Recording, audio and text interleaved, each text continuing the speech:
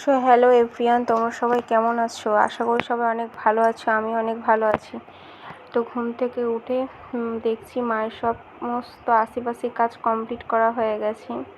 তো আমি ঘুম থেকে উঠে বিছানা গোছ করে ননির কাঁথাগুলো কেচে দিলাম। তারপর মা বলল তোমার তরকারি হবে, পটল আলুর তরকারি, সেটা করতে বললো। কারণ আমি সেরকম কাজ করি না, যখন হয়তো ফাঁকা থাকি তখন হয়তো একটু আধটু করি।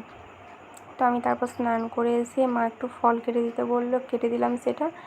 তো তারপর তো ননি পটি করলো, কারণ পটি করার পর আর আমি কিছু ঠাকুরের কাছে হাত দিতে পারবো না। তারপরেও স্নান করলাম, যেহেতু আমাদের লক্ষ্মী পুজোতে বাতি দিতে হয় নীল ষষ্ঠীতে। তো তারপর ঠাকুরমশাই চলে এসছে, পুজো কমপ্লিট হয়ে গেল।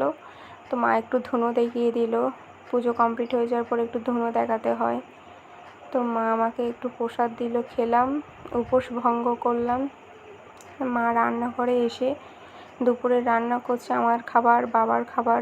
তো বাবার জন্য ভাত হয়েছিল আর নিরামিষ পটল আলুর তরকারি হয়েছিল আর আলু ভাতে দেওয়া হয়েছিল। আর আমাদের লুচি, সিমুই আর পটল আলুর তরকারি নিরামিষ। আমাদের মাছও খাওয়া যায়, কিন্তু আমরা তো উপোস করেছি, ওর জন্য আমরা খেতে পারবো না, আর ওর জন্য আর মাছটা করা হয়নি।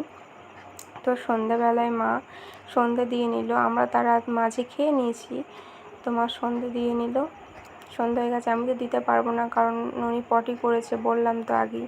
ভিডিওটা কেমন লাগলো জানিও।